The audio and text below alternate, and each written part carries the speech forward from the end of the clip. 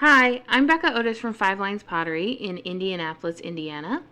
And I'm Ryan Durbin from RD Ceramics, located in Southgate, Kentucky. And welcome to Wheel Talk.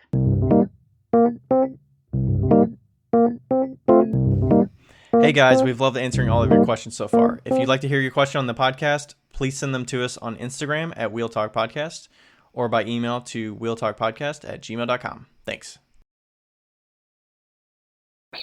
Alrighty. Alrighty then. We're Alrighty live. then. Hi, Ryan. Oh, way to go. Oh, that was a wet one. That was gross.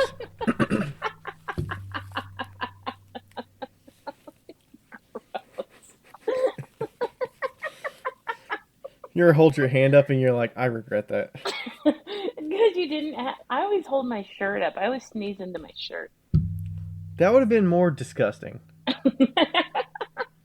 It's got phlegm with it? No.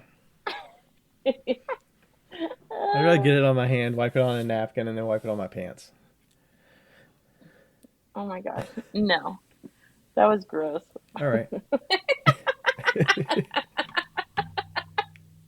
That might just be my favorite intro to a podcast ever. I couldn't have been quick enough to mute that, so I just... Fuck it, we're doing it live! We're doing it on the record. We're doing it live! Do you know what clip I'm talking about? The Bill O'Reilly clip? Oh, I think From like so. the 80s where he says that? Is he dead yet? Bill O'Reilly? I don't think so. God, he's so I don't old. think so. He's probably not that old. Now I gotta look it up. Oh my gosh, a freaking stink bug just hit me in the face. It just flew onto my cheek. Did you see it? It flew right onto my cheek. I'm so sorry. This freaking recording is going downhill fast. God, Bill O'Reilly looks like he's dying. He was born in 1949. He's 73. He looks way older than 73. Okay. Yeah. He seems like a total jerk, too. Anyway, okay. Hello. Hello. Um, how are you? As you take a drink of water. Take a sip of this, sip of that. Sip of that. My grandma used to say, "Can I get a sip of that?" On your dad's side? On my mom's side. Oh, okay. She passed like, I don't know, 15 years ago maybe now. Yeah. It's been a while. Yeah, it was my grandfather's wife. Yeah. I'm doing well. Yeah. A busy week. Not a lot of wet clay studio work, so I kind of missed that, but we'll get back to it. Yeah. It's just temporary. It's March, so it's like one of those months. Or no, it's not even March, it's February. It's not even March. It'll be March when this goes live, but After you left at Clay Con West, I went out to dinner with Emily and Joe, and I kept saying it was 2016. And oh, oh shit. my gosh. And they're like, Becca, it is not 2016. I was like, what? 16? They're like, it's 2023. You're living in 2016. Yeah. What the heck? So why was your week busy but not with Clay? So, now I gotta look at my calendar. Well, today I had a Clay Lines meeting, so that's always pretty full Wednesday. Do you hear these cats back here? Yeah, they're going at it.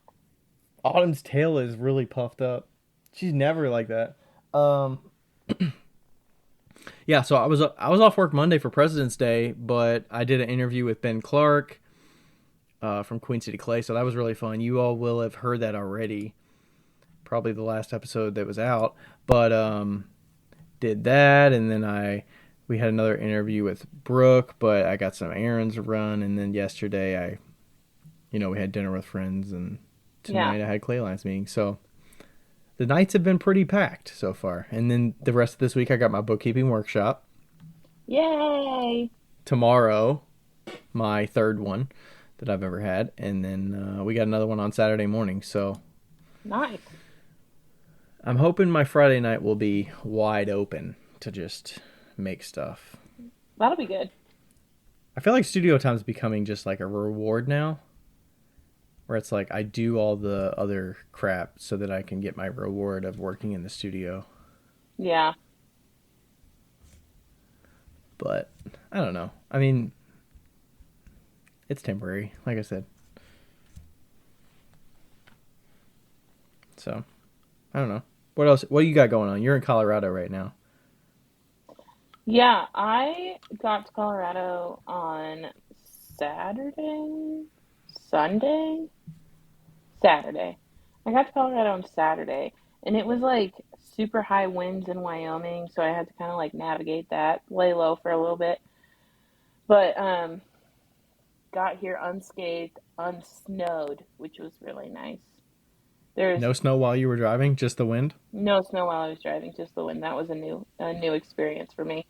Um, and Could you feel the wind pretty good with that van though? oh hell yeah, it was blowing Okay. like it was bad.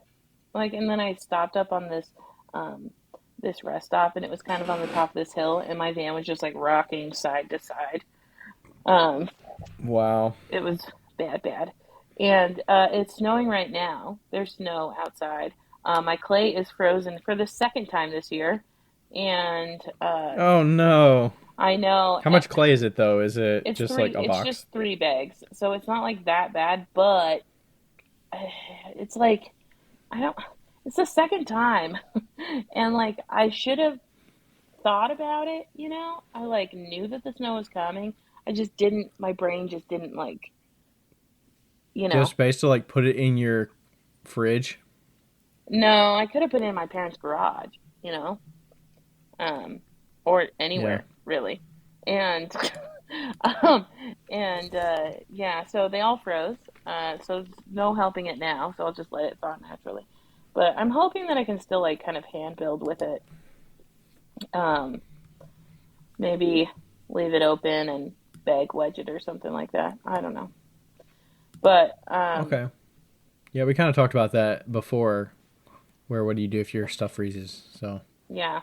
So that's that. But good news, I really like honed down on a stud design that I really, really like. And started putting stroking coats on them so they're shiny.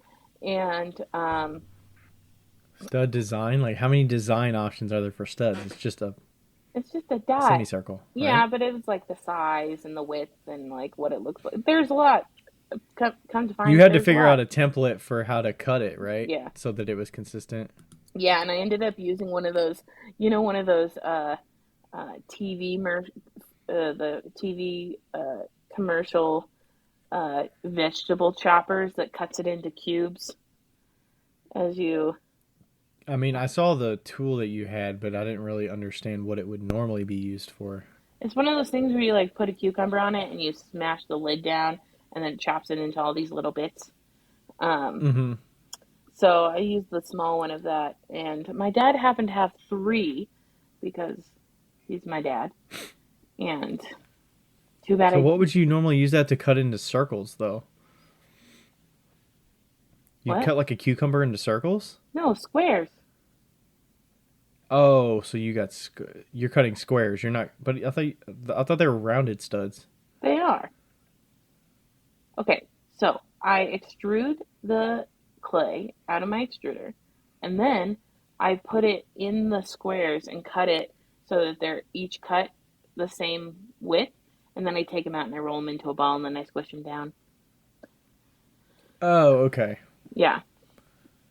So Gotcha. Okay. So you're yeah, just getting a consistent amount of clay. I thought you were getting it right out of that, and then that was your shape. Okay. no. So Gotcha. that's good. I'm really happy about them, and I did a mystery box sale today because Becca is out of money. And I saw you posting a bunch. I was like, I mean, some of it the last couple of weeks, I'm like, Becca, throw a audio on that and it will get way more visibility. Or put a caption on there and you'll be. And then you started getting some with the reels and you did the yeah. audio and you saw that they got like more. I saw it. I was like, oh, these are doing much better than the ones the last couple of weeks. Yeah. And like, I think what I've been watching with like van life people is that they literally are doing like their normal fucking routine. It's like how we go to sleep in the van. And I'm like, oh, that's so dumb. It's just such a simple thing to do. And people are like living it up. And I'm like, okay, well, I can do that. So do it. So I was like, how do I get my kiln out of my van? I take all my shit out, Mm-hmm. so, What um, other plans do you have for it I haven't thought that about it. maybe you would have posted by now? No, nothing. I'm a one thought mind. So, So when it sparks in your mind, otherwise there's no post happening no. until it randomly comes upon you, and then you're like, okay, this is what we're doing. Yeah, but that earring post was really good. The picture was really good for the mystery box. I was trying to figure out what to do for that. And I think I'm going to do more pictures like that because I think people like those little collages of earrings. Yeah, I mean, I say anytime you put a picture on there, throw an audio. It doesn't matter if it's a good audio or not. Just throw an audio on there. It's gonna get way more visibility. Yeah, that's what I was thinking. Like, I didn't realize until like 2 days ago that you could put audio on a picture. And, uh, Mm-hmm. and so I did that and I was like, oh, Instagram will probably bump this up because that's what they want. Are you? Have you thought about putting those same things on your TikTok? Like that van life one? Would that do well on TikTok? Oh, probably.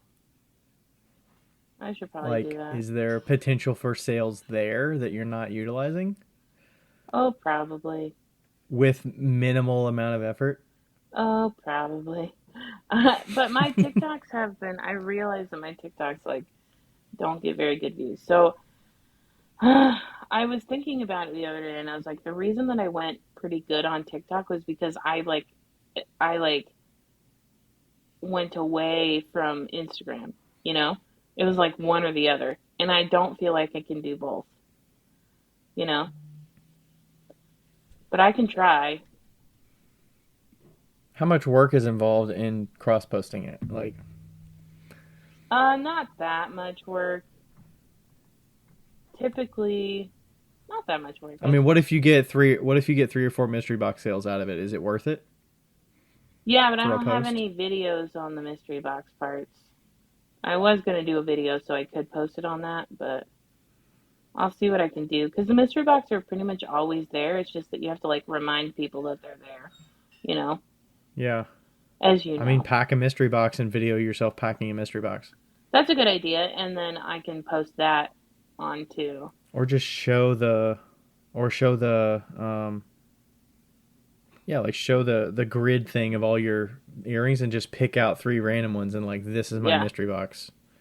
And then you set aside and like, you could do that for 4 posts and it's the same thing, but you're just picking different earring sets. yeah, that's a good idea. Or That's maybe you show screenshots of what they said on their notes and then how you decided to pick what they said. that's a great idea. I'll do that. There you go. 3 ideas right there. Thanks, Bam. Ryan. Thanks, Dad.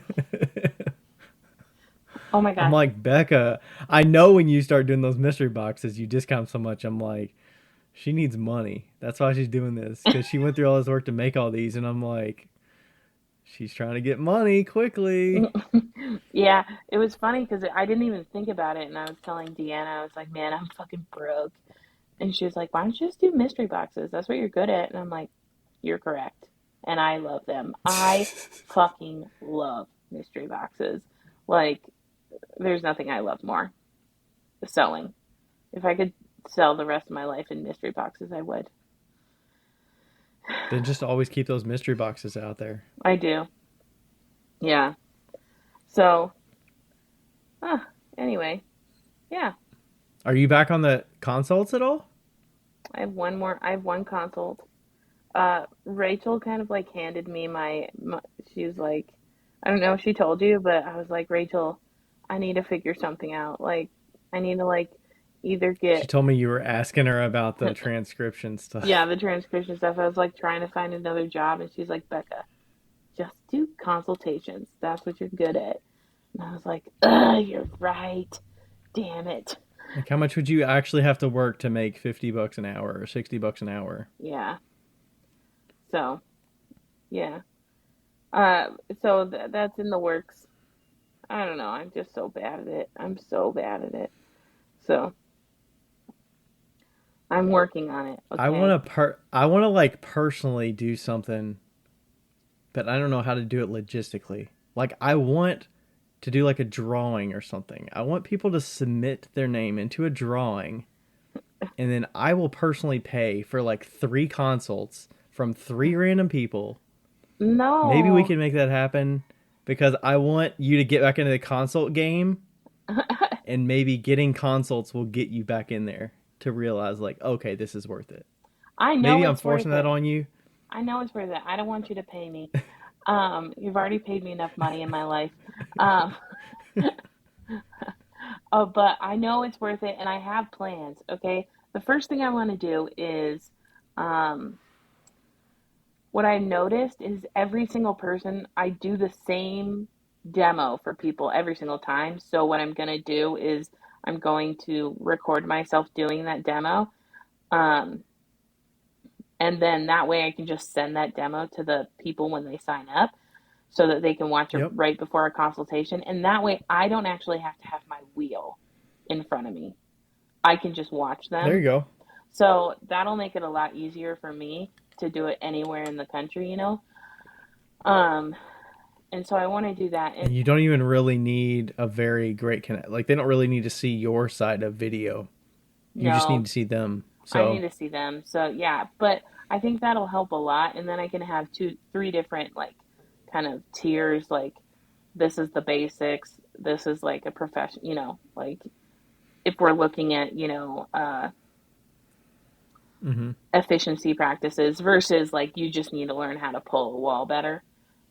Which most uh-huh. people they're in that category. So, um, yeah, I am thinking about it. It's one thing at a time for me right now, okay? I also think I need to Yeah. get back on some sort of ADHD medication because I'm struggling. Um, but yeah. So it'll happen. It'll be fine. I'm just, post It's Christmas hard because winter. some of it's like you gotta like, once you find a rhythm, you can juggle a lot of things. But once you're like trying to figure out something that works, you're like, Yeah. how much time do I invest in something before it's not like the money return is not on its way? You know. Yeah. Yeah. Yeah. Hmm. Anyway, enough about me. Um, Wait, I want to do one of these rando questions before we get into the there were like the did you see our Columbus trip when we went this weekend? yes, that was so cool. We just did. It was just like we hadn't talked in over a week, so I don't know. It was a just a getaway weekend because we got the graduate. We stayed at the graduate Columbus Yeah. when they had that sale going on, so that was fun. It was just like a 2 day, get there Saturday, Sunday, come back Sunday kind of thing. Yeah. So I was we just kind gonna of chilled, did some shopping and stuff. Did you book a graduate somewhere I was during gonna that sale? I was gonna book a graduate at that Columbus. Oh no, I did. I booked a couple nights at that Columbus graduate and then I didn't end up going because it was so expensive just to get there. Like the gas was so expensive, it would have been cheaper just to cancel it. From Indianapolis? Yeah. Well, it was at the time where I had literally no money. Like, Well, plus the parking was bullshit. Like, was it? we could have paid $35 to valet and we would have saved money on parking. Really? Wow. Well, once you pay for tips and stuff, it might have been closer to 40. Yeah, we parked in the garage that was next door. $31 for overnight. Valet was 35. Wow. Oof. Yeah. I mean, it's right in the thick of downtown. That's where I'm like, I mean, I hate to be like sound like an old person, but I'm like, that's where they get you with the parking because, Yep. like, sure, the rate's okay, but you got to park somewhere, and it's right in downtown, so it's gonna cost money to park. Yeah, for sure. So that was good, but overall, the trip was good. Good. Good. Yeah. Okay. Ryan, Random question, you said? yes, if you would get a dog, what kind of dog would you choose? And this was from Thistle More Pottery. Thistlemore pottery. I think the it would definitely be a smaller dog. A dog that I've liked from like a family friend that had one was like a Havanese, I think is what it's called. Mm-hmm. As well as like hypoallergenic ones that are smaller. And I think Rachel's brother had one at a certain time. Oh, they look Just like like a Shih small, Tzus. just like a small fluffy dog.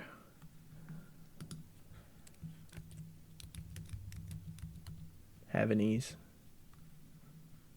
They're really cute. They are pretty Not cute. the long haired, not the super long haired ones. The ones that have Yeah, like medium sized hair. not the ones that go to dog shows, but the regular sized hair ones. Yeah, probably Okay, one of those. I would probably. Oh, this is so hard for me because I love dogs so much. Um, I love cats.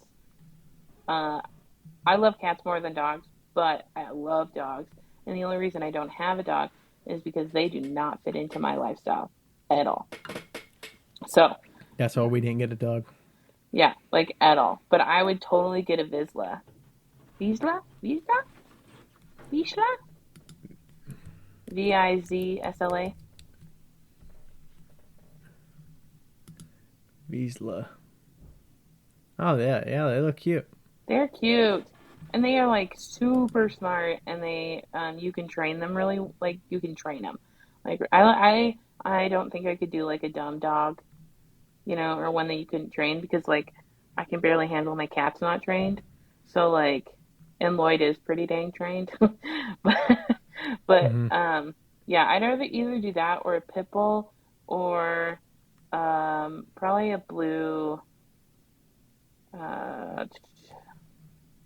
a blue healer. Maybe not a blue healer. Maybe just like an Aussie. Probably a mutt. Honestly, I wouldn't be upset with a mutt. Um, Border collies are Hmm. nice. Rachel's parents have a border collie. I like medium-sized dogs, but I also honestly like small dogs.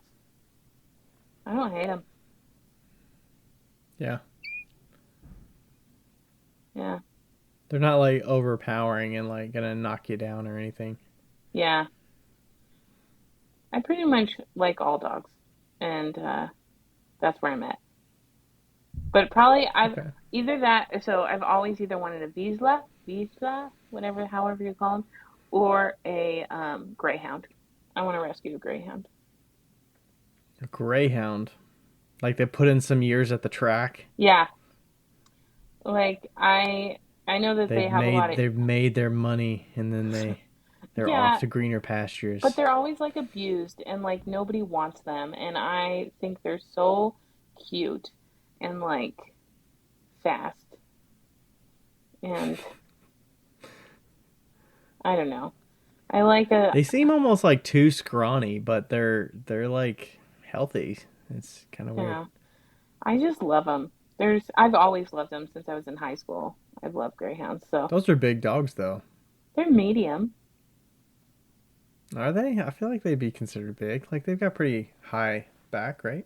Yeah, I guess. Yeah. Hmm. Okay. Dog life. I never liked the whole taking them outside to go to the bathroom and the the feeling of like if you leave, you have to leave them in a crate. Like I never really liked the thought of that. Yeah. Some dogs you'd have to, but some you don't. You just kind of leave them at the house as long as they're behaved. But Yeah, you got to walk them and all that stuff. I'm not too big of a fan of all of that upkeep. for sure. Yeah, they just don't fit into my lifestyle, and I think that it would be unfair to bring a dog into the lifestyle that I have, you know? Right. I mean, it's barely fair for the kitties, but they can at least, you know, entertain themselves. Yeah. And they get to go outside and like explore and stuff if they want to. So, I mean, I kind of wonder some families that have dogs that also have like young children where they have the dog and it gets like neglected because the kids like take priority. So it's like the dogs don't get any attention. yeah. And then you're like, how good is that? Like, you're just seen as a disturbance or like an annoyance, and you're like, get out of the way. I don't know. Some people like their dogs more than their kids. Yeah. I don't know. I mean, like you just have to. I think the number one thing is that it's a responsibility, and uh, you have to be up for the responsibility. And Right. like it's not It's not just like an accessory. right. It's a living being.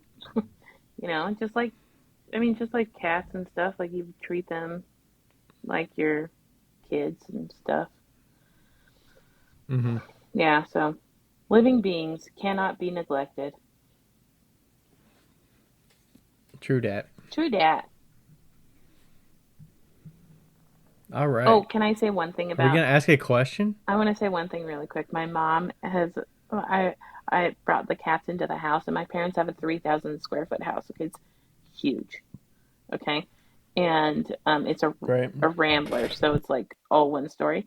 And everywhere I go, Lloyd follows me everywhere I go, and he's like, and my mom's like, he's so attached to you, and I was like, oh yeah, I know, I'm aware, but Did you call the house a rambler? yeah, a rambler. I thought a one-story house is called a ranch. Either, Or is that an alternative name? I've never heard rambler. yeah. Maybe that's a Colorado term. Maybe. Rambler versus ranch. Ramblers and ranch style houses are interchangeable terms. Okay. Rambler. All right. Okay. I'll Oh, accept that. I guess that ramblers don't have a basement. So I guess this would be a ranch because it has a basement. Hmm. Okay. Cool. Learn something new. We always learn something new through Google. Definitely. Okay. Do we need to talk about something first before we dig in, or do you want to dig in? Let's dig in and then in the middle. We're still figuring this out, Becca. All right. I'll read the first question. Are we going vertical here? Yeah. Yeah, yeah, yeah. All right. First question. Hi, Becca and Ryan. My sister and I started a ceramics business about a year and a half ago. Love the podcast and know you talk a lot about pricing. More specifically, we want to put more work into pieces that we know our market, mostly local, can't bear yet. Should we price them lower and hope they can, over time and popularity, increase in price? Or price them for what our time is worth now? We understand as a new business that we don't have a strong following or reputation yet, and that we may have to grind for a while. Thanks again for the show and the rambles. Feel like I'm hanging out with my friends in the studio, which is great because studio time means time away from the kiddos. 4 for me and 1 newborn for my Oh, sister. wow. That's a lot of Wow. children. Mia. And that's from at the Just Us Collective. The underscore Just Us Collective. Wow. That's a lot. Yeah. That's a lot. Are we All going? right, Mia. Thanks for the question. Yeah. Pricing. Hmm. I I, wonder if things change with you sharing it with somebody else, that like you have different philosophies on how you want to price it a little bit, right? well, maybe. I definitely think that I would have had a totally different answer last week. Not last week, last year. Then, Last week. Yesterday. I would have had a different answer yesterday versus today. yeah, I would have had a different answer last year than I would have today. Um, whoops. So Uh I'm gonna look them up by the way. that's what I was doing. See what kind of stuff they make. Three. Okay, so woo. Hopefully my battery doesn't die while we're talking because I just ripped it out of the wall. That makes some nice stuff. I want to see. It's very clean and like curated. Nice.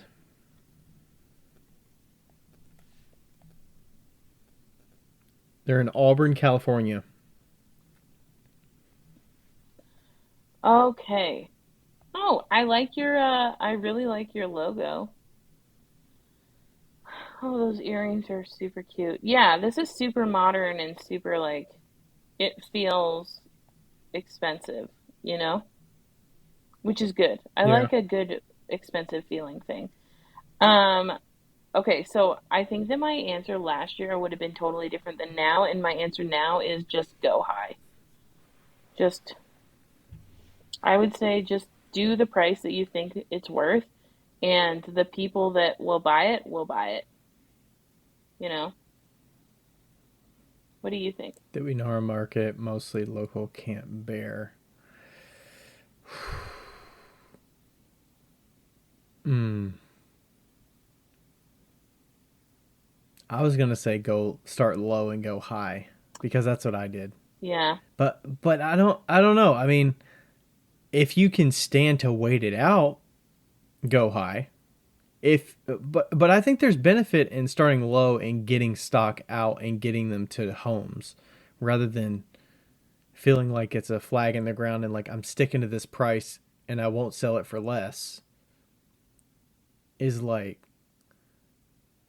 I don't know.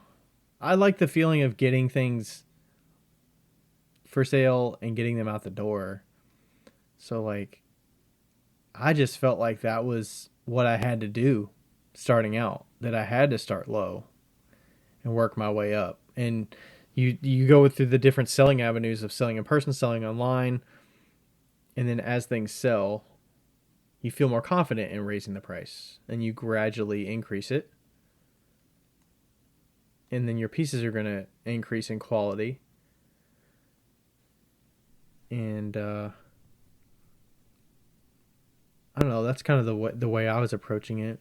But their pieces are really nice looking. So, but I don't know, would you feel I think that their I pieces don't know. are like too nice to go low, personally.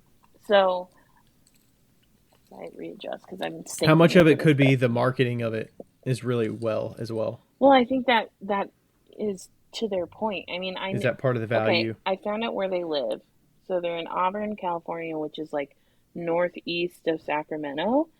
Um, and there is money there. I've been there, near there. I mean, I'm sure that there is not money, but there is money too. So, um, I'm looking at their prices on their website too.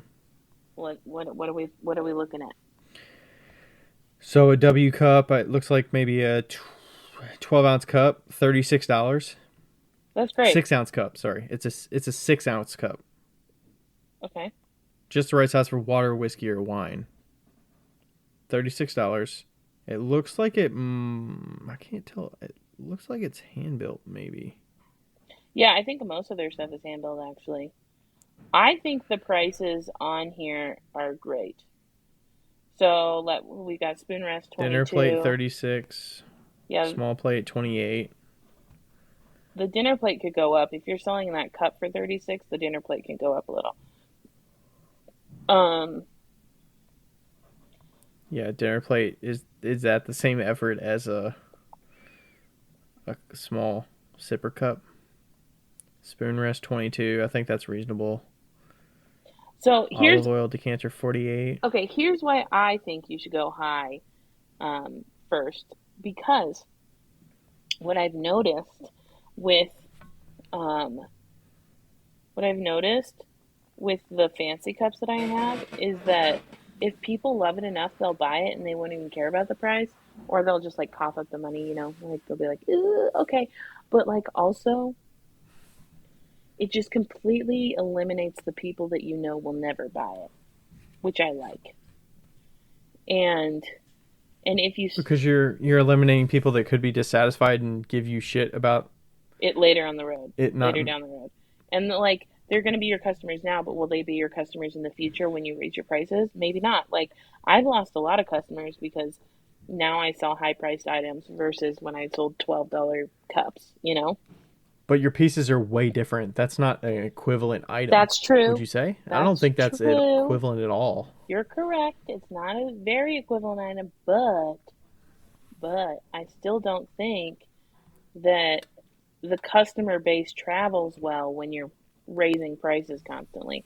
I would start at a higher price first and see how people respond. And I mean, like, some of these things are sold. I think you can do your oil, the olive oil, for even a little bit more.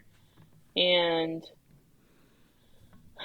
I don't know. I don't know why. I don't know.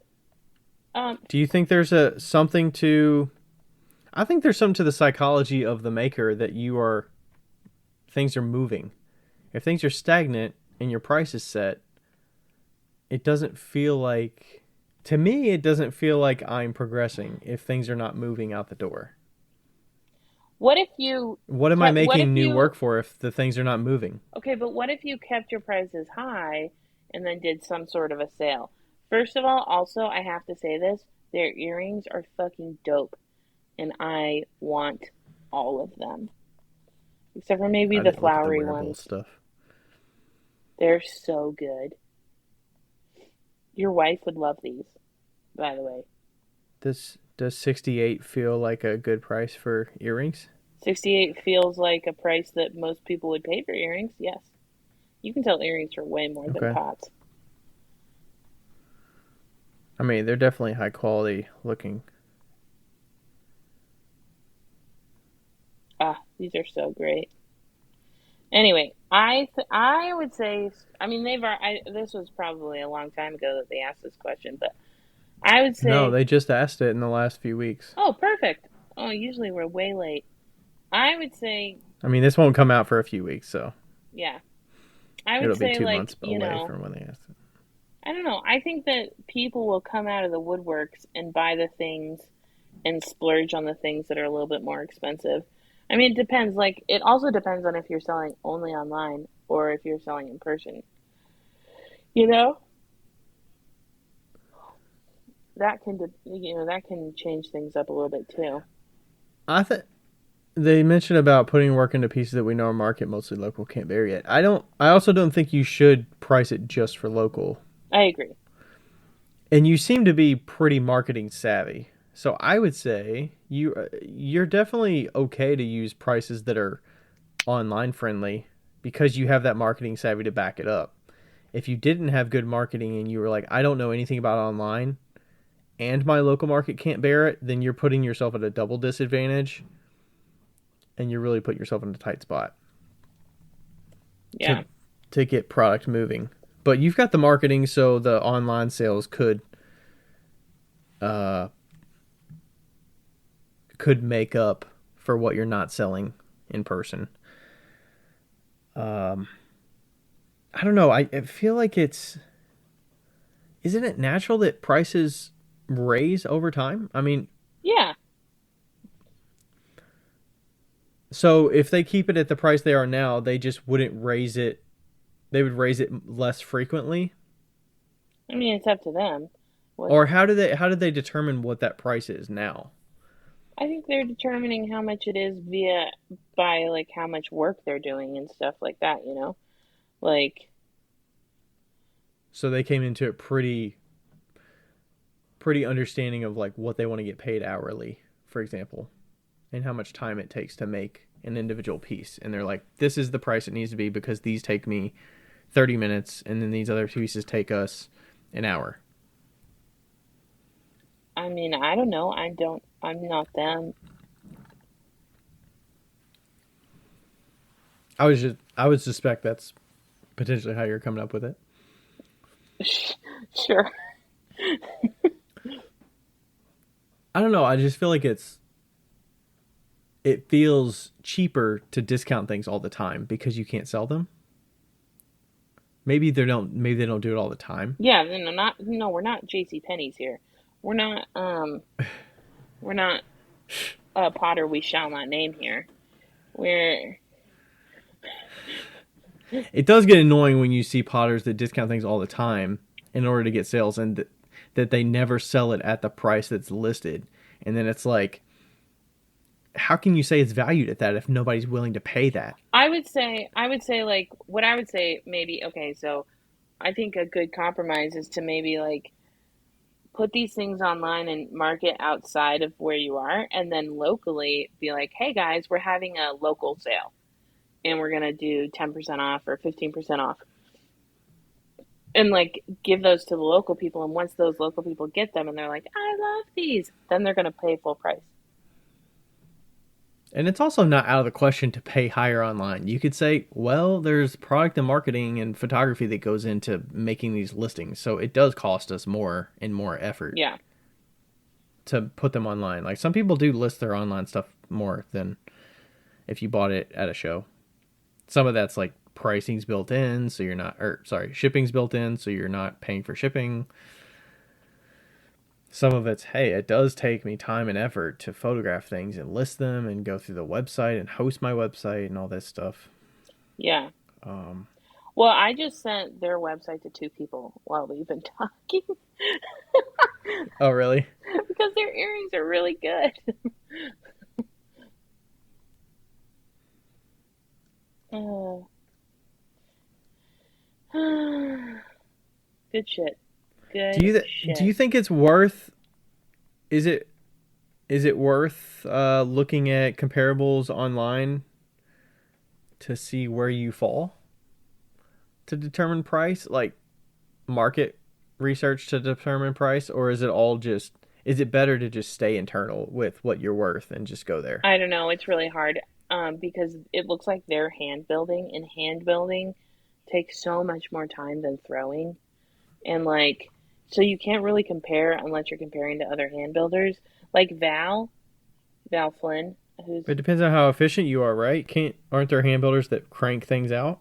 yeah, there are some, but most of them don't. Like Val Flynn she charges so much money for some of her stuff, and she's like, I don't give a fuck because I can't make it that fast, and this is what I'm worth. At some point you have to hit that bridge where you're just like, this is it. You know, this is what I'm charging. It also depends on what situation you're in. Can you afford to just let things sit and Right. wait for those sales at that price, or do you really need those pieces to sell so you could be on to your next thing, or maybe they're priced well for wholesale, Yeah. you know? Could they have, I mean, it looks really professional, so could they have wholesale clients that stumble upon them Yeah. and they get wholesale offers and options Or on the table, and consignment. that Yeah. price is more that price works better for that kind of an agreement, and you can get some product out that way, so you're not relying on just your online sales, your in-person sales to get those pieces moving. Yeah.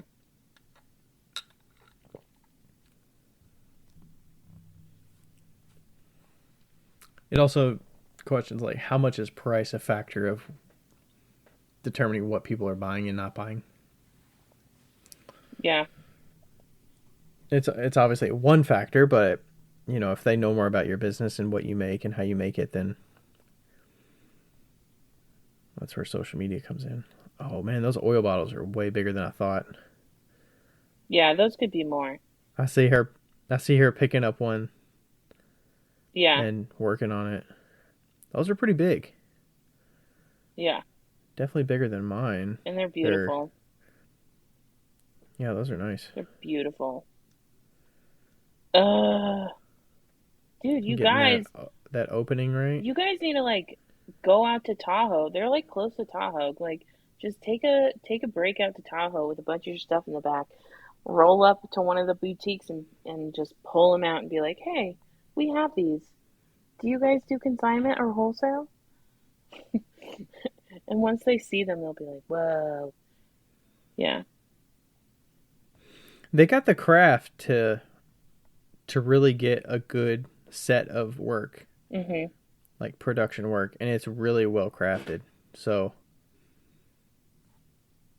Mhm. Mhm. Mhm. yeah. Hmm. Love it. Interesting. Okay. Good luck. Thanks for the question. Yeah, and yeah, good luck. You have good stuff, so don't get discouraged. Yeah, it's really nice.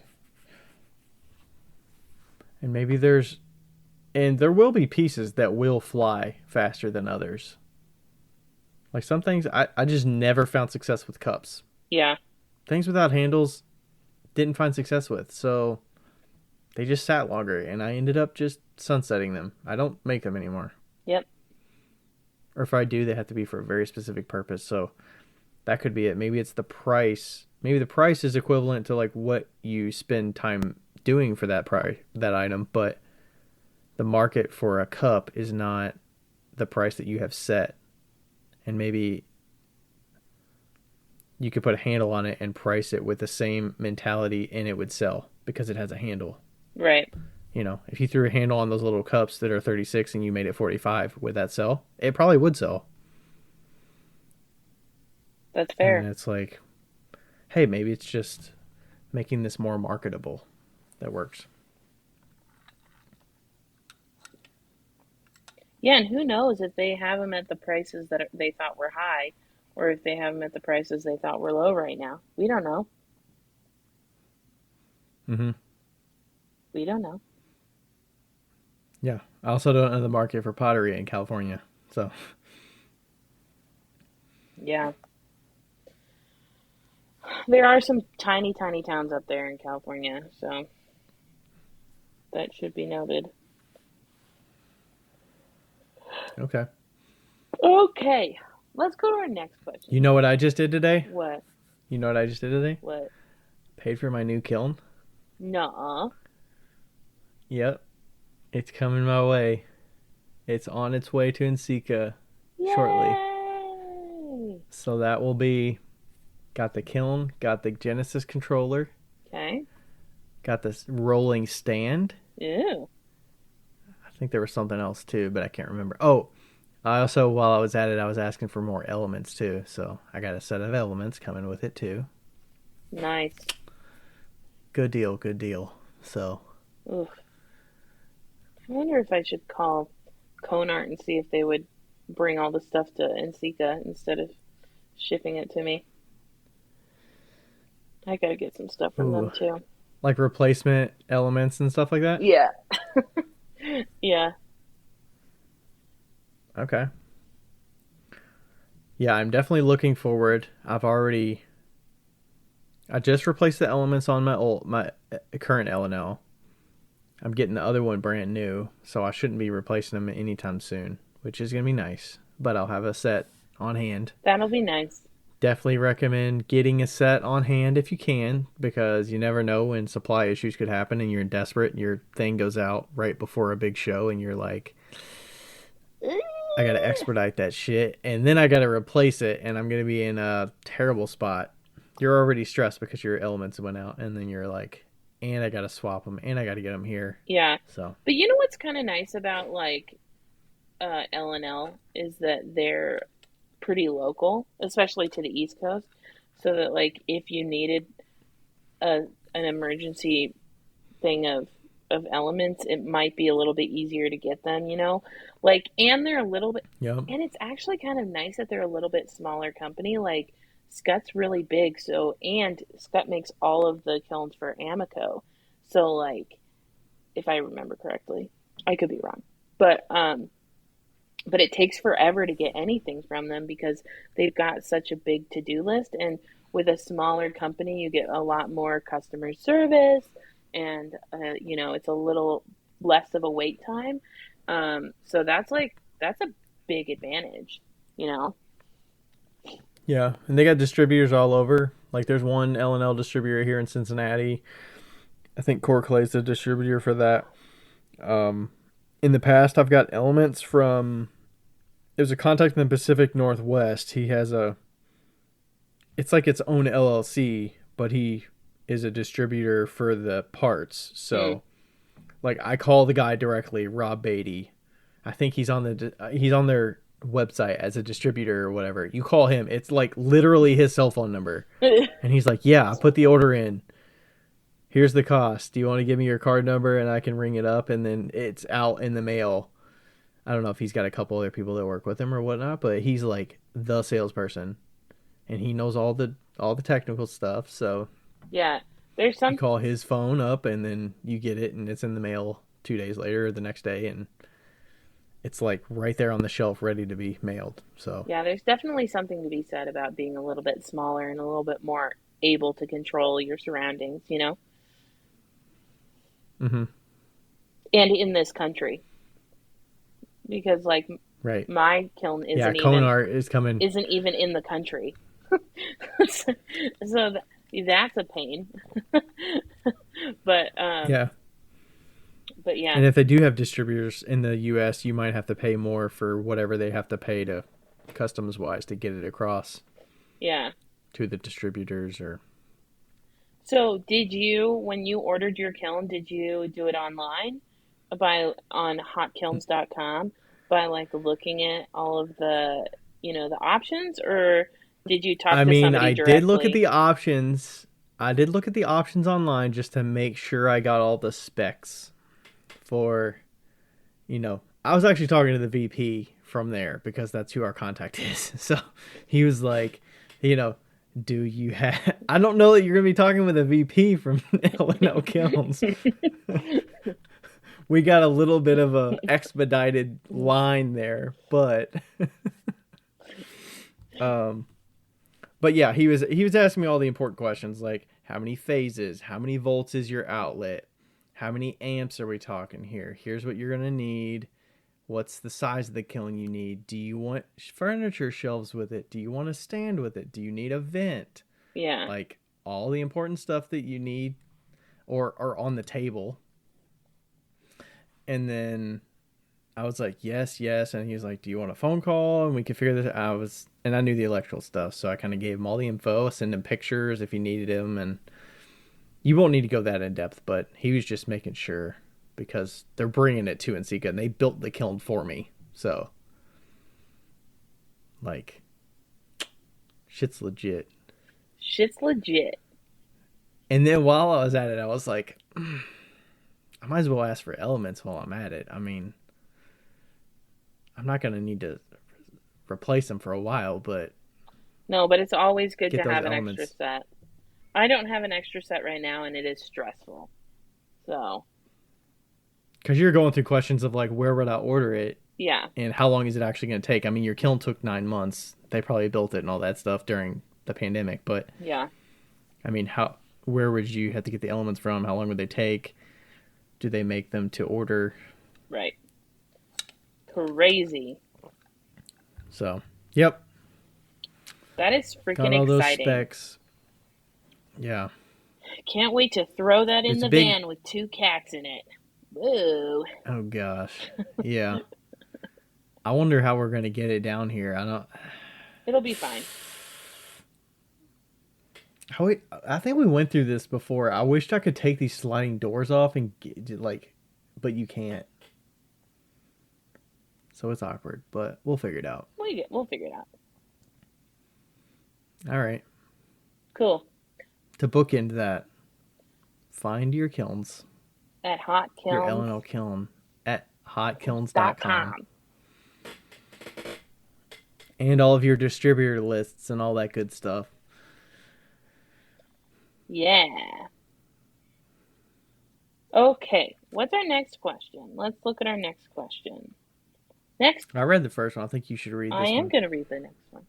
I, okay, it says, this is an anonymous question, so I'm not going to read who it's from because I don't know who it's from.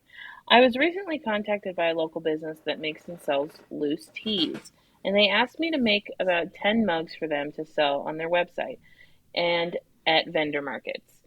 I love working with local small businesses. I love tea, and I'd love to do more small commissions for local businesses. So it seemed like a sure thing, but my husband, who is in the food business and knows about these things, is concerned that this tea business is not properly licensed to sell a consumable product, and also makes some claims on their website about healing properties for their products, which is illegal.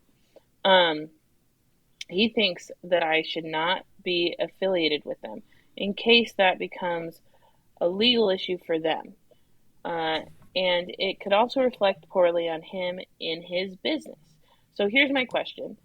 What do you think? Have you ever said no to a commission because it was someone you thought could damage your business reputation? What would you do? Thanks so much.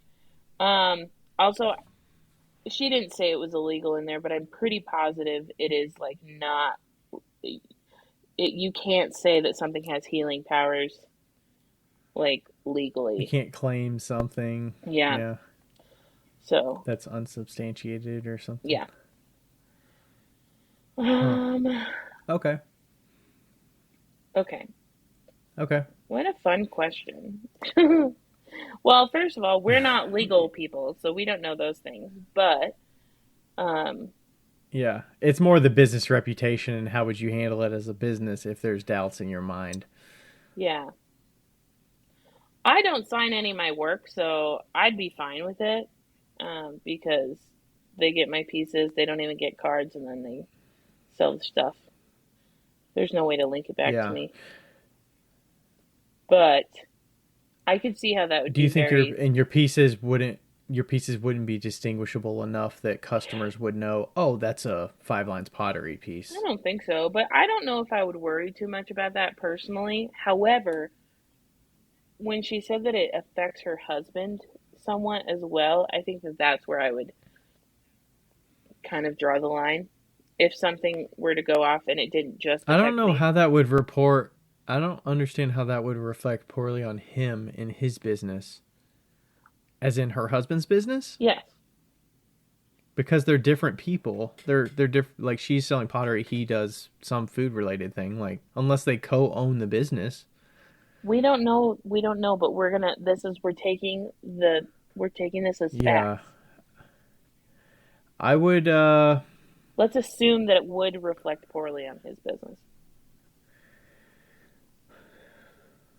Well, one thing is, I would definitely take the I would definitely get their info. Like take their info and take it as if you're gonna do it like legitimately. Like be professional about taking the inquiry seriously so you can assess it. And then hopefully you didn't make any committing statements Yeah, when you were talking with them because it could sound like you're backtracking for some reason and then they could call you on it and say what changed or what happened. And then you feel like you're in a position where you have to lie. Like I would not want to be in that position where I felt like I had to lie about it. Um, so I would hopefully if I was non-committal, I would just say, I can't handle that workload right based on my workload right now. I'm sorry, I'm gonna have to pass. That's how I would approach it if I didn't want to do it. I think I would like if I knew enough information that I was reluctant about it, I would think about turning it down yeah, because there's so many other local businesses and they came to you. So I don't know how much work you're putting into finding local businesses to partner with, but this isn't going to be the last business to reach out to you and try to partner with you. So there's other, as they say, like there's other fish in the sea. There's plenty of other businesses out there that you could partner with that you don't feel this sticky situation about that won't put doubts in your mind. So I would say pass on it if you can afford to pass on it. yeah. I think passing is probably the safest way to go. I think that I mean, it depends on how well you know these people or like how local they are or something like that. But I would probably be like, hey, I'm just concerned about the legality of certain things, and maybe have like an open conversation with them. Um, after, Is it worth you bringing that up? well, Why would you bring that up? what if they don't know that they're not properly licensed? You know, there's Why is it your job to tell them that? it's not your job, but Or you're just doing them a favor? but it seems like you're being like no, not know it all, but it seems like you're telling them what they should be doing with their business. That's fair. I wouldn't want to tell them what to do. I would just be like, hey, I mean, like you could, if you wanted to make sure that they're legally, like all legally set up, you could have a contract in place that says, I don't know, something about, But there's nothing on the contract that would like. It doesn't seem like that would affect your uh the reasons for you not to sell your product to them because you doubt their bit. Like that doesn't necessarily affect your business. It just looks true. bad reputation wise. Yeah, So, um, yeah, it's a little sticky situation. that is sticky. And there's probably other tea providers. Like there's other coffee shops out. Like partner with a coffee shop. Maybe you Yeah, don't even drink. I don't even drink coffee. I partner with 2 coffee shops. yeah, yeah. I mean, yeah, I mean, like, There's just say no and don't give them a reason why, though. Or just be like, sorry, we're too busy. Um, Yeah, I don't think that's a lie either. That's just like it could be you're too busy to deal with this if it were to come to something. yeah, Like it's having an effect on what your workload is because you're having these questions and thinking about this. So, yeah, it could be a problem down the road. for sure. Especially if you foresee that being like let's say they enjoy your stuff, they get 10 mugs and then they're going to all these markets and then they're like, "You know what? We want 30 more mugs. We want to fill out our booth with your stuff, with all of your mugs." Would you feel good about having your mugs being predominant in their booth with their stuff? Because then you're like semi representing that company at the booth because your pieces are like forefront Yeah, or they're like accents to the tea. And partially, you could be the draw to their booth. People see the mugs, they draw to the booth, and then they buy the tea because it accompanies the mug, or they sell a mug and each mug comes with tea so that they're one and the same, but they really just want the mug. So they're kind of like using your reputation and your work to sell their product that you already feel doubtful about. yeah, So, like, is that out of the question? I don't think that's out of the question if they're selling it at vendors markets and stuff. yeah, yep. So, have you had people that you've turned down because of something like that or adjacent to that? Oh, I had like a real messy situation happen once where I complained about some lady on the interwebs and then she found out and then she like messaged me and then she like cuz A customer or um a buyer, it was a like it a was a wholesaler? wholesaler. Yeah, and she wanted to do like soap dishes and I was like, "Great. I can do that. I just need to have your reseller's permit." And she's like, "I don't need a reseller's permit. I'm an LLC." And I was like, "No, you do need a reseller's permit." And she's like, "No, I don't. Mm-hmm. I'm an LLC." And I was like, "No, you do." She's like, "I'm 100% positive I don't need a reseller's permit." And I was like, "Well, I'm 100% positive that you're going to have tax evasion." So, like, You went that far down back and forth instead of just saying sorry, we can't work together. I don't remember. It was like right at the very, very, very beginning of my businessness. And then I think I went on Facebook and I was like, what the fuck? This lady is being crazy. And and then she like read it She saw it. and then she like Oh blasted at gosh. me and then she looked at all of my things and she was like, I just feel really bad for you. I want to feel mad at you, but I just feel bad for you. You're going through so many hard things right now, blah blah blah. And like totally like oh, it was so fucking evil. Like she was ugh, gross. But I never did business with her. Um that was bad. That's where I think there's a line of like how much you say, even though you may know better. Like there's so much built into I think I like tried that to could get hurt out of your it. reputation Yeah. to have to tell. Like obviously you didn't sign a contract at that point. Like you're still filling it out, Yeah. and you're just trying to do your due diligence to say like this is what I require to do business with you. Yeah.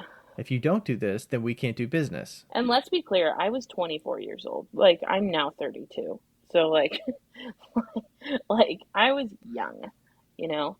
So that was And it probably came across as this young blood is barely in business and they're telling me what I need to do with my business and I've been in business for 10 years. right. Who are they to tell me? Yeah. So it was bad. And like I learned a lot of lessons in And they're that. like, "You're supposed to be seeking me out. You're not supposed to be telling me what I need to do and I need to Yeah. do jump over these hoops for you because I'm doing you a favor And what's as worse is a that it was a small friend of business." a friend. Oh, I know.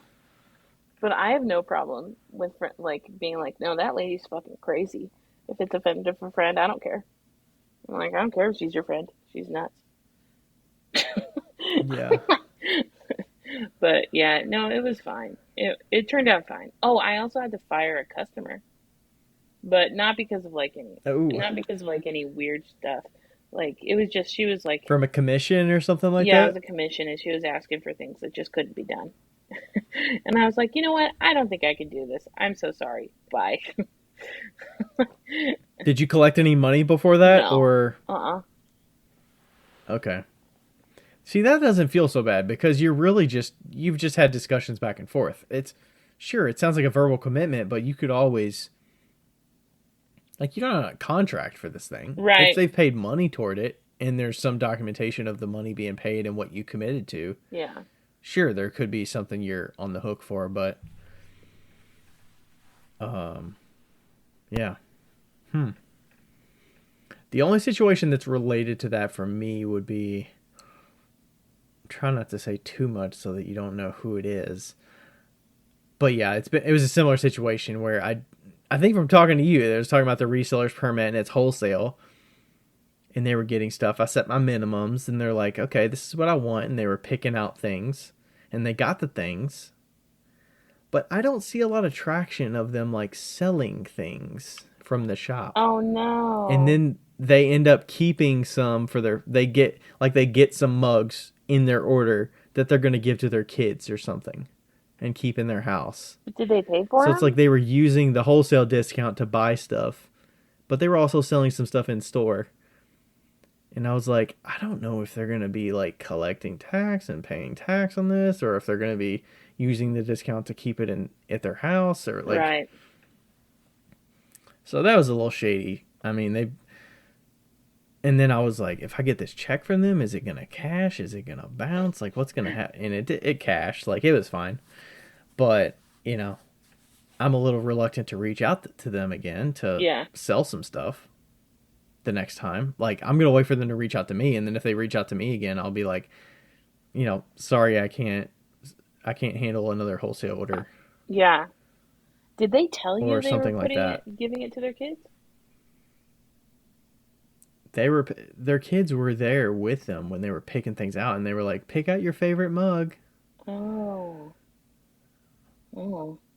Shit. They were getting like some small mugs with some regular size mugs and some planters and stuff. Huh. But like it didn't seem like a shop that would sell a ton of stuff. Like they was selling a lot of art. Like art was an accent to what their main business was. Yeah. Hmm.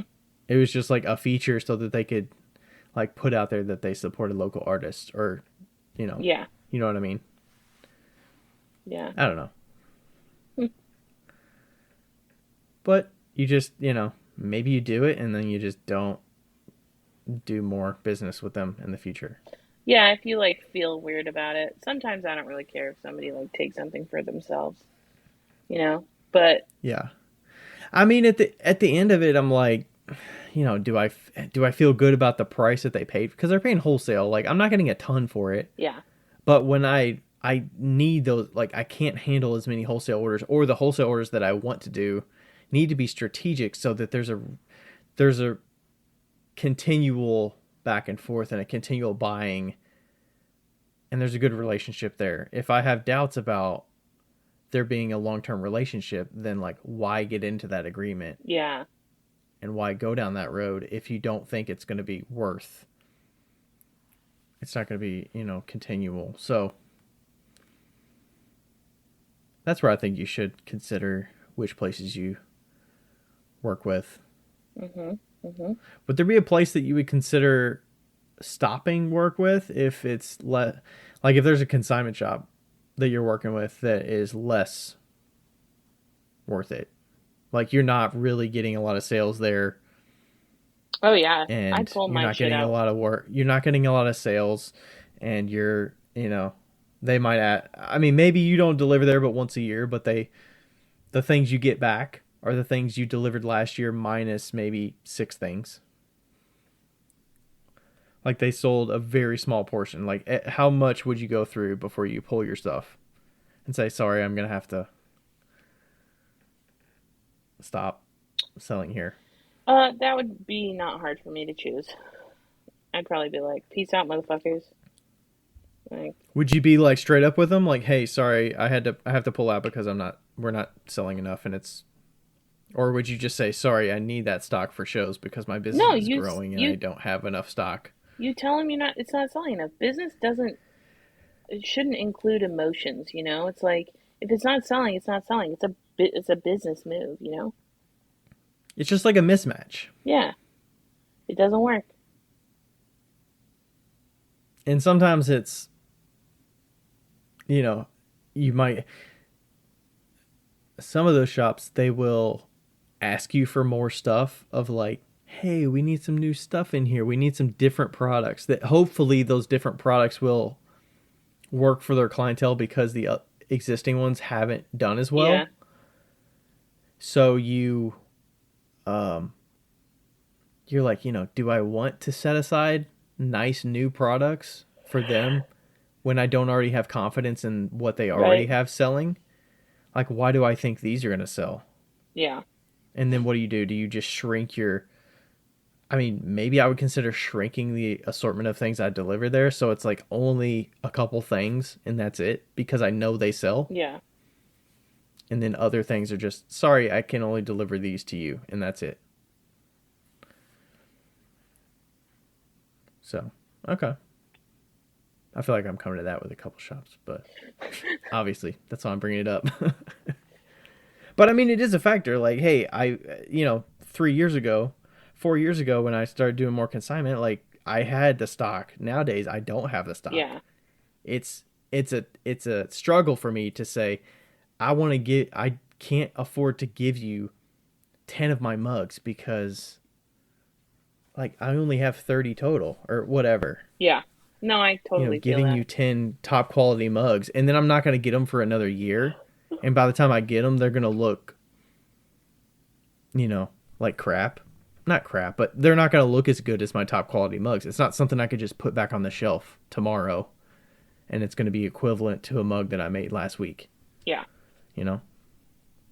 So,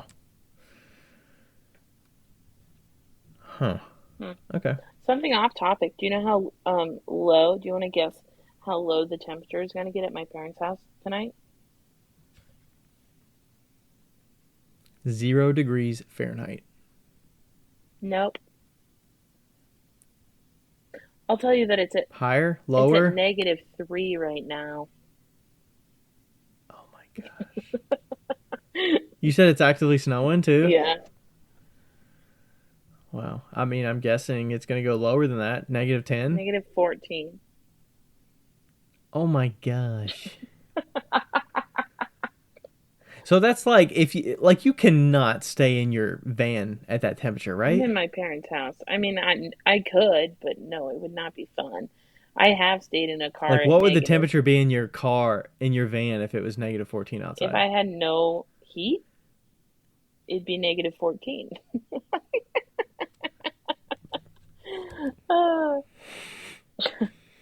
but also you have to I mean, like I said a while ago, you're basically in a big refrigerator. yeah, also you have to remember that it is a lot different. It feels a lot different. Like I can walk outside in -14 degrees wearing a sweatshirt and jeans and I'd be fine. Like in Colorado. But if you But at night, laying in bed at -14 outside, are you shivering in bed?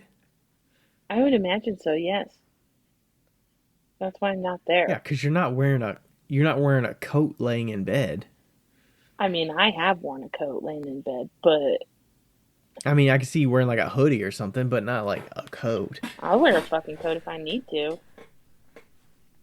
I mean, I've done that when the power's been out back in the day when they had ice storms and it turned the power out for like 3 or 4 days. Those are pretty But bad. like that's why I don't usually. I'm not planning on being in this kind of weather in the van. That's not a plan.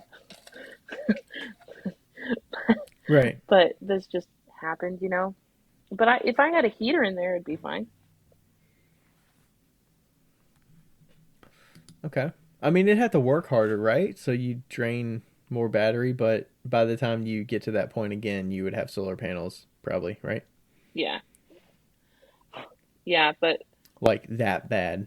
But you'd be very choosy about where you're at so that you don't come into that situation. yeah, I prefer not to be under 40 degrees. 40 degrees, I feel great. I don't even need a heater at 40 degrees.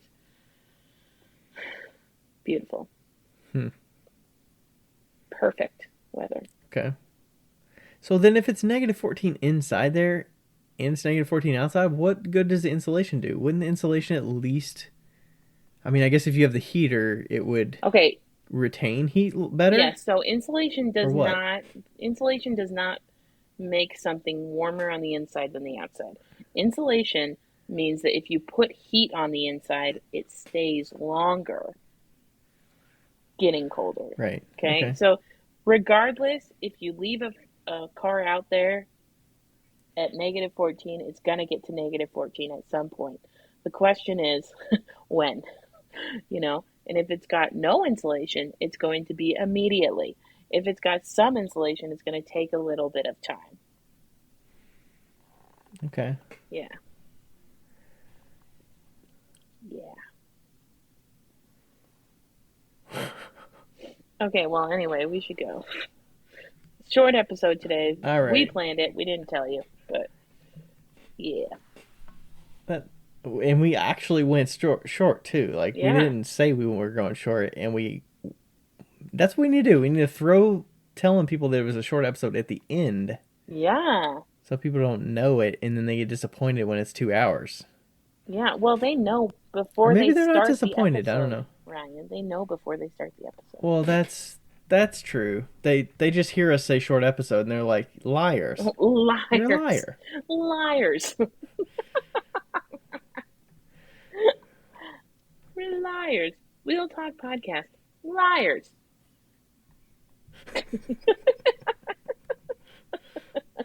Couple of liars. Couple of liars. All right.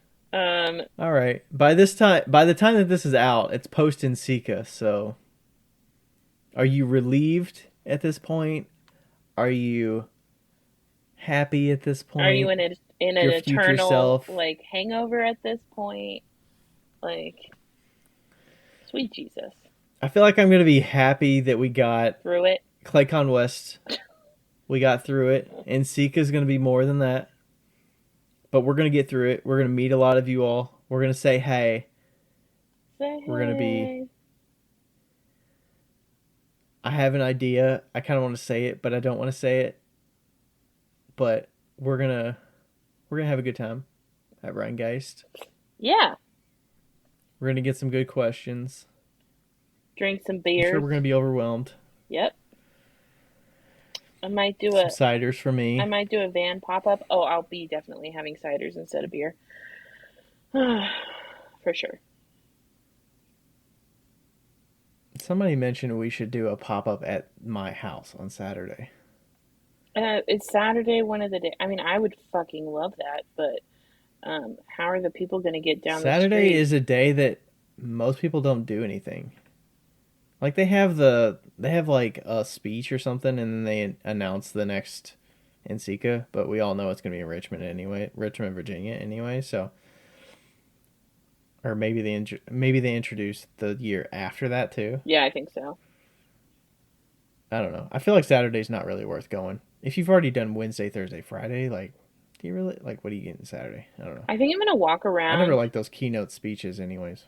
Oh, me neither. I think I'm going to walk around with a vest and have all of my jewelry hanging on it so people can just like buy it from me, you know? Okay. You're not gonna do the like. You don't have like a coat that you could like open up. I might be able to, but I had a dream, Ryan. I had a dream that we went to Nsika, and first of all, Joe Bot, in order to like get into Nsika, you had to have a ticket, right? But Joe Bot had like special Clay Buddies tickets, but they weren't tickets, they were watches. And so like you got a watch, and that was how you got into Nsika.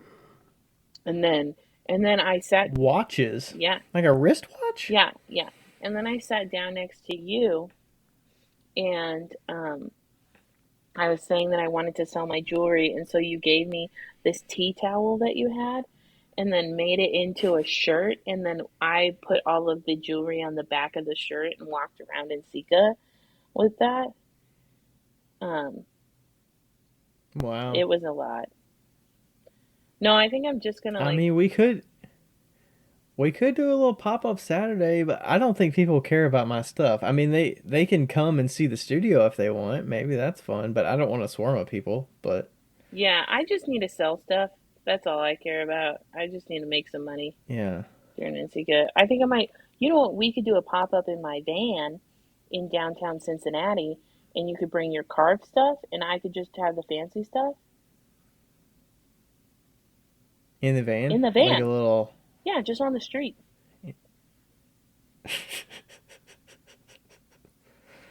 I don't think people want to buy my carve stuff. I got deterred from Claycon West sales that were Ryan, bummer. So Ryan. I'm gonna market my bookkeeping shit, and I'm gonna get some sales from that afterwards. Ryan, you still have to try. Still try. I know I know, but I know my sweet spot. My sweet spot is people that are not potters. That's true, and that I got it. it is better. But still, you could still do a pop up with me. I could have some stuff there, as Yeah. long as I don't have to put a lot of work into like No, no, prepping no, it and no. all that stuff. No, no, no. We'll just put up the. We can put the shelves inside, and people can walk inside, and we'll just sit outside on the street. Downtown Cincinnati, just sit outside. Yeah, What are the cats do? What are the cats doing? that day they'll be at your house. Pissing and shitting everywhere. No thanks. They don't do Uh, that. well, My cats I'm aren't just kidding. animals. I mean, they are animals, but okay. We'll figure something out. It'll be fun Yeah. to be post I'm and gonna. seek and see if we did any of the things we just said. I don't know. I think that small business CPA interview that's been out for a couple weeks is gonna get people thinking about that, and then I'm gonna capitalize and be like, "Yo, this is why you need this bookkeeping stuff." That sounds greedy, but like I have confidence that this bookkeeping stuff is useful for a lot of people. It is useful for So a lot of people. Is it already out? it's out, yeah. If you go to my profile right now, you can join my wait list. I created a MailChimp wait No, list I so meant that I get, the CPA interview. Is it out? oh, it's out now when this goes live right now. Oh, yes. Okay. It's been out for 2 weeks. I'm living in future state right Oh, now. I see. I see. Yes. No, Jody is going out this weekend. Then Jamie, CPA, is going out the weekend after, which is right before Nsika. It's like, or it's 2 weeks before Nsika. So Hey, we got a review. We should say that before we leave. we did? Yeah, January What? 10th. Oh, I mean, I already saw that one. Yeah, I haven't seen it. Okay. I saw it. It's It's from Rose Joe Books. Rose Joe Books. I'm new to pottery and live in a small town. I just recently bought a new kiln and wheel. It's cool to feel connected in a small way to others that do this. The closest larger town is about an hour away. I'm really enjoying listening to this at work. Thanks, guys. Aw. Awesome. That's great. Oh, also, we forgot to mention I've been listening more of the For Flux Sake podcast. Mm-hmm. They know their shit about chemistry and glaze issues and things like that. So Don't listen to us. if you want to know those specifics, like from a scientific standpoint, from somebody that knows what the hell they're talking about, you should listen to that one. Not us. You can ask us those questions, but understand that you're asking people that don't really know the full extent of the science behind that stuff. We are not chemists. I think they understand that, but we can only tell you how we would think they're a problem. But don't take us at our word for everything chemistry related, dunting pinholes, blistering, all that shit. We'll tell us how we'd think through it, but we might not be giving the scientific reason why certain things happen. I listen to them and I'm like, oh my gosh, blowing my mind. I learned about something about pinholes they were saying that made me think twice about something was saying like you could potential a solution for pinholing could potentially mean that you could biscuit lower instead of higher. Some people say you should bisque higher to get less pinholes, but that makes your clay less absorbent because you're firing it hotter. They're saying maybe you want to go lower and it could work with the glaze more and absorb it and do something different. So that was something I was like, what? That sounds counter to what I've heard before. So very interesting. Yeah. Very, very interesting. Okay. And I'll say one more thing that I've probably already said 3 times. In Sika, we did our podcast panel. It's already over. An hour was not enough. I'm already calling this right now. We're like 4 weeks out from it. An hour is not enough to do a podcast panel with 4 people on it. It's just not enough time. And then keeping 15 minutes for questions. We'll get more time with you all at some point. But I'm calling it. It's not gonna be enough time. That hour's gonna fly by. Yeah. All right. Okay. Any last words, Becca? Goodbye. Words of wisdom. Nothing. Bye. Ladies and gentlemen, All right. take my Thanks advice. everybody for listening. Pull down your pants and slide on the ice. It's the 3rd time that's come into play. That's the only thing I know. Okay, bye. All right. Goodbye. Yo, yo, higgity, yo. It's Becca here. Hey, just so you know, thank you for listening. And also, we have. What do we have again? A Patreon. We have a Patreon that you should go, and if you want to donate to, you could donate to it. If you don't, that's cool too. But just Google Wheel Talk Podcast Patreon. Don't do the other one, because there is a Wheel Talk on Patreon, but it's not us. So make sure you get the right one. It's in the show notes. And also, leave us a review because they're fun to read. Okay, bye!